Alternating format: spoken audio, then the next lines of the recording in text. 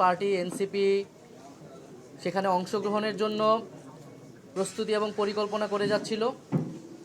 আমরা সে বিষয়ে একটি গুরুত্বপূর্ণ সিদ্ধান্তে উপনীত হয়েছি আমাদের দলের পক্ষ থেকে, এবং সেটা আনুষ্ঠানিকভাবে জানানোর জন্য আজকের এই তাৎক্ষণিক প্রেস ব্রিফিং।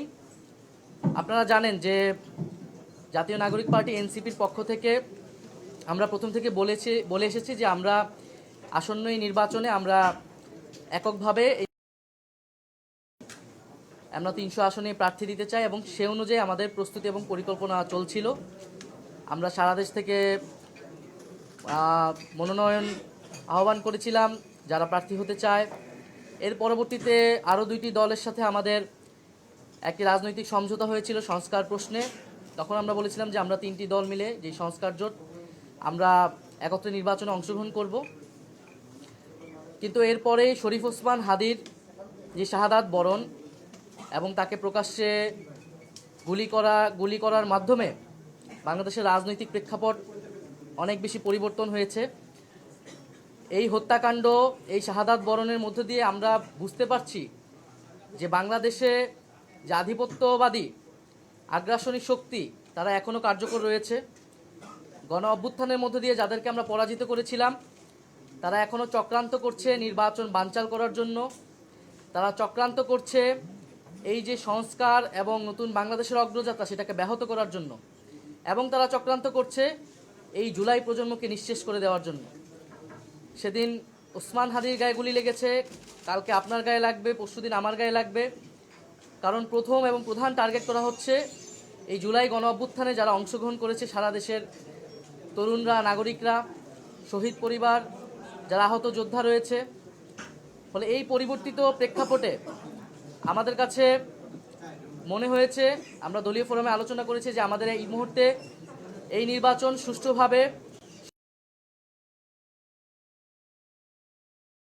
এবং যাতে আধিপত্যবাদী কোনো শক্তি আমাদের এই গণঅভ্যুত্থান পরবর্তী অগ্রযাত্রাকে ঠেকাতে না পারে, সেজন্য আমাদের বৃহত্তর ঐক্য প্রয়োজন। সেই তাগিদ থেকেই আমরা এবং তাদের যে সমমনা দল রয়েছে তাদের সাথে আমরা কথা বলেছি, এবং তাদের যে নির্বাচনী সমঝোতা জাতীয় নাগরিক পার্টি এনসিপি সেই নির্বাচনী সমঝোতায় সম্মত হয়েছে। আমরা জাতীয় নাগরিক পার্টি এনসিপি এবং এই সমমনা 8 দলের সাথে আমরা একত্রে আমরা সিদ্ধান্ত নিয়েছি। দ্বিতীয় বিষয়টি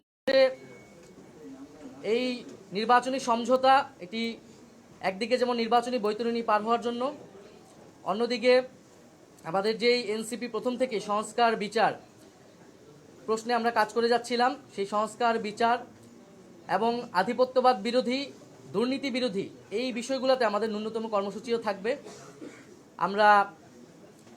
আমরা রাজনৈতিক জায়গায় আমরা মনে করছি এই মুহূর্তে বাংলাদেশের এই সংকটগুলো রয়েছে, যেখান থেকে এই বাংলাদেশকে রক্ষা করতে হবে, জুলাই প্রজন্মকে রক্ষা করতে হবে, এবং গণ অভ্যুত্থান পরবর্তী যে আমাদের আকাঙ্ক্ষা সেটা যাতে কোনোভাবেই ব্যাহত না হয়, এই জন্য আমরা একটা বৃহত্তর ঐক্যের জায়গায় পৌঁছেছি।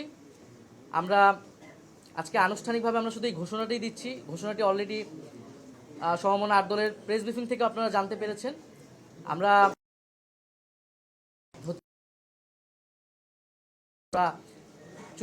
চূড়ান্তভাবে আপনারা ঘোষণা দিব, এবং সমঝোতায় আমাদের যে প্রার্থী তারাই নমিনেশন ফর্ম জমা দিবেন, এবং সারা বাংলাদেশে আমরা একত্রে নির্বাচনে অংশগ্রহণ করব, এবং জাতীয় নাগরিক পার্টি এবং তাদের সহযোগী সংগঠন গণভোটের পক্ষে ক্যাম্পেইন করবে, এবং যেখানে আমাদের প্রার্থী থাকবে না সেখানে অন্য যারা প্রার্থী থাকবেন এই সমঝোতা তাদেরকে সহায়তা করবেন, তাদের পক্ষে ক্যাম্পেইন করবে।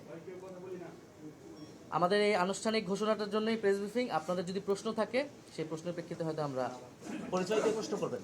আচ্ছা, আমি জাহিদ এখন থেকে কাজ করি। আমার প্রশ্ন হচ্ছে যে অনেকেই আপনাদের সিদ্ধান্তকে আজ করতে পেরে অনেকেই মনোনয়ন প্রত্যাহার করেছে, দল ত্যাগ করেছে, কেউ কেউ হয়তো ভেটেও দিয়েছে। এটা কি মনে হয় আপনাদের মধ্যে এনসিপির মধ্যে একটা ফ্র্যাকশন হয়ে গেল, একটা ভাঙনের শুরু কি আমরা দেখতে পাচ্ছি এর মধ্যে? আমরা জাতীয় নাগরিক পার্টি এনসিপির যেই নির্বাহী বডি রয়েছে আমরা সেখানে এটা আলোচনা করেছি, এবং আমরা কিন্তু এখানে সংখ্যাগরিষ্ঠের মতামতের ভিত্তিতেই এই সিদ্ধান্তে উপনীত হয়েছি। এবং যখন যে কোনো বিষয়ে মতামত নেওয়ার ক্ষেত্রে অনেকের ভেটো থাকতে পারে, বিরোধিতা থাকতে পারে, সেক্ষেত্রে তিনি নির্বাচন করবেন কিনা, দলে থাকবেন কিনা, এটা একান্তই তার ব্যক্তিগত সিদ্ধান্ত। আমরা মনে করি যে আমরা সারা বাংলাদেশ থেকে জাতীয় নাগরিক পার্টির যারা নেতাকর্মী রয়েছেন, জাতীয় নাগরিক পার্টি এনসিপি সহযোগী সংগঠন এবং তার কেন্দ্রীয় কমিটি সবাই এই সিদ্ধান্তের সাথে ঐক্যমত রয়েছে। জাহিদ ইসলাম, আমি খবরের কাগজে কাজ করি।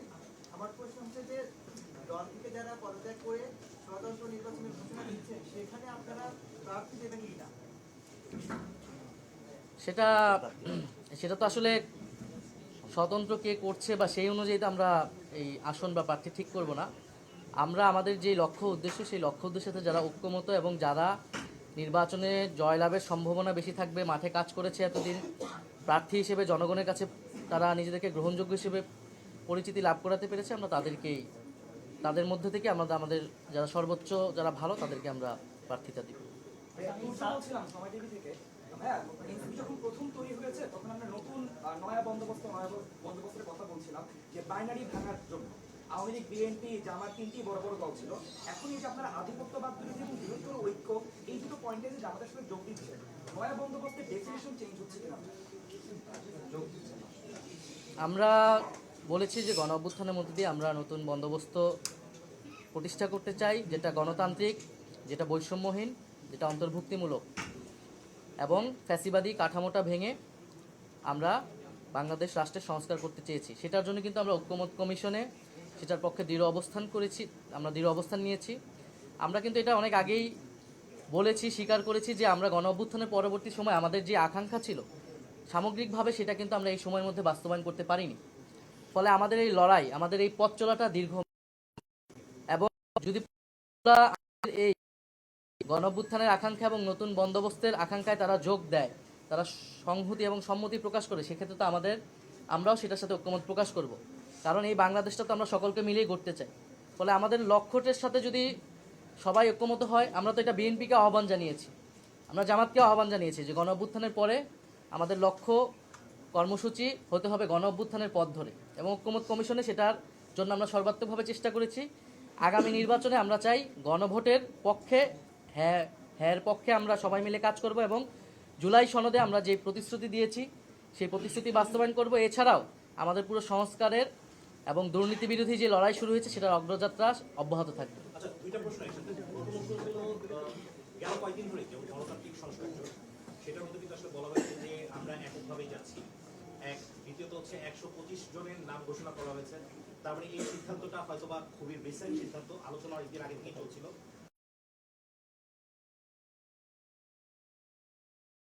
জোট হওয়ার পর বিরোধী দল বা হলো সরকারি দলে যদি আসা হয়, সেক্ষেত্রে এনসিপির অবস্থানটা কই থাকবে? সেক্ষেত্রে কি জামাত বেশি প্রাধান্য বিস্তার করবে কিনা বা এনসিপি প্রাধান্য বিস্তার করবে কিনা, এই সমস্ত বিষয়গুলো নিয়ে আপনাদের পরিকল্পনা বা কি ভেবেছেন?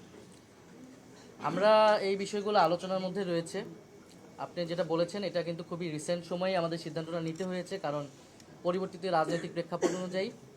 ফলে এই আলোচনাগুলো সামনে আরও আগালে আমরা তখন এই বিষয়ে আনুষ্ঠানিকভাবে বলতে পারবো। তবে এই জায়গায় ঐক্যমত হয়েছি, এই যে নির্বাচনী এই বৈতরণীটা আমরা একত্রে পার হব এবং গণভোটের পক্ষে থাকব, এবং আমি যে পয়েন্টগুলো বললাম, আধিপত্যবাদ, দুর্নীতি রাখা, এই বিষয়ে আমরা একত্রে কাজ করব। একটা প্রশ্ন সেটা হচ্ছে আধিপত্যবাদের কথা বলছেন, দুর্নীতি থেকে শুরু করে সংস্কার প্রশ্নে ঐক্যের কথা বলছেন। এনসিপির প্রতিষ্ঠা লগ্ন থেকে বারবার বলা হয়েছে মধ্যমপন্থী রাজনীতির কথা, যেখানে ঐতিহাসিক দায় থাকা কারো সাথে জোটের প্রশ্নে আপনারা সব সময় আপত্তি জানিয়েছেন। এই সময়ে এসে ঐতিহাসিক দায় নিয়ে একেবারে মানে ঘাঁটি ধরে বসে থাকা একটি রাজনৈতিক দলের সাথে জোট, সেক্ষেত্রে কি স্ববিরোধী অবস্থানেই গেল এনসিপি, নাকি যেই সিটের সমঝোতার কথা আপনারা বলছিলেন যে সিটের সমঝোতা বা 2-3টা সিটের জন্য কোনো জোটে যাবে না এনসিপি, সেই অবস্থানে গেল? এনসিপি তার অবস্থানেই আছে, এবং এনসিপির সাথে আমরা একটা বৃহত্তর বর্তমান, এবং যেটা তো নির্বাচনকে কেন্দ্র করে, ফলে নির্বাচনকে কেন্দ্র করেই আমাদের এই যাত্রাটা থাকবে। কিন্তু এনসিপি তার লক্ষ্য আদর্শ অনুযায়ী কাজ করবে, অন্য দলগুলো তার লক্ষ্য আদর্শ অনুযায়ী কাজ করবে।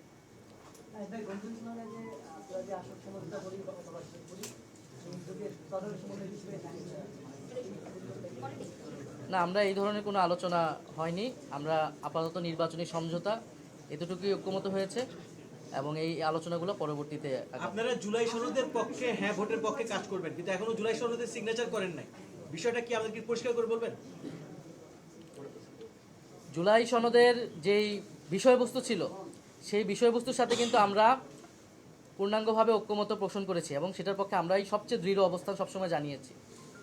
কিন্তু আমরা সেই সময় বলেছিলাম যে জুলাই সনদ আদেশ যেটা হয়েছে সেই আদেশ ছাড়া আমরা এইটাতে স্বাক্ষর করতে পারবো না, এবং যে আদেশ হয়েছে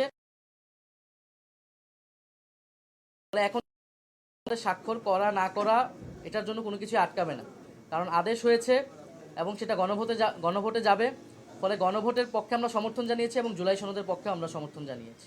আমার একটা প্রশ্ন ছিল যে আপনার গতকালকে আপনাকে কেন্দ্র করে হচ্ছে 30 জন আপনাদের কেন্দ্র এটা একটা চিঠি দিয়েছে, তো সেই চিঠি পড়ে কি আপনারা তাদের সঙ্গে বসেছেন কিনা এবং নতুন কোনো সিদ্ধান্ত আছে কিনা তারা কিছু বলেছে কিনা তাদের বিষয়ে আপনারা আমাদের এখানে যে কোনো সিদ্ধান্তের ক্ষেত্রে দ্বিমত থাকতে পারে, বিরোধিতা থাকতে পারে, সেটা তো আমি পরিষ্কার করলাম। সেক্ষেত্রে ব্যক্তি সিদ্ধান্ত নেবে, কিন্তু এটা একটা সামষ্টিক সিদ্ধান্ত এবং সংখ্যাগরিষ্ঠ তারা কিন্তু আমাদের কাছে জানিয়েছে যে তারা এটার সাথে ঐক্যমত পোষণ করছে, সম্মতি রয়েছে। যারা বিরোধিতা করছে তাদের সাথে আমরা কথা বলবো, তাদেরকে আমরা আরও বোঝানোর চেষ্টা করব। আশা করি তারা এনসিপির এই সিদ্ধান্তের সাথেই থাকবে। একটা হচ্ছে যে দুজন ছাত্র উপদেষ্টা যারা হচ্ছে যে এনসিপিতে আসার গুঞ্জন আছে তাদের সর্বশেষ অবস্থান কি তারা এনসিপিতে জয়েন করছে না। আর আরেকটা বিষয় হচ্ছে যে আপনাদের যে একটা জোট হয়েছিল এপি পার্টি এবং রাষ্ট্র সংস্কার আন্দোলনের সঙ্গে, ওই জোটের আসলে সর্বশেষ অবস্থান কি? আমরা যেহেতু ওই জোটের আমাদের লক্ষ্য ছিল যে আমরা এককভাবে নির্বাচন করব, যেহেতু আমরা সেটা করতে পারছি না, ফলে সেই জোটটা কাজ করতেছে না। আমরা বৃহত্তর নতুন একটা সমঝোতা গিয়েছে অন্য একটি। আর দুই ছাত্র উপদেষ্টা যারা এটা তাদের বিষয়, এই বিষয়ে আমাদের কাছে কোনো আপডেট নেই। আমার প্রশ্নটি হলো জামাতের ধর্মভিত্তিক রাজনৈতিক সংগঠন আর জুলাই স্পিরিটের সাথে এই ধর্মভিত্তিক রাজনৈতিক সংগঠনের মতদর্শগত জায়গাও পার্থক্য আছে। সেক্ষেত্রে আপনাদের একসাথে ঐক্য হলে সব গঠন বা বিরোধী দলে কোনো কনফ্লিক্ট অফ ইন্টারেস্টের জায়গায় ছড়িয়ে মতভেদ থাকবে বা এই জায়গাটা কীভাবে? আমি তো এটা পরিষ্কার করেছি, আমাদের ন্যূনতম কিছু বিষয়ে ঐক্যমত রয়েছে। আমরা তো এটা সামগ্রিক বিষয়ে কোনো ঐক্য বা আদর্শিক ঐক্য হয়নি, এটা একটা নির্বাচনী সমঝোতা। ন্যূনতম এই বিষয়গুলোতে আমরা ঐক্যমত পোষণ করেছি আমরা এবং একত্রে নির্বাচনী যাত্রা আমরা পার করতে। জি, ধন্যবাদ।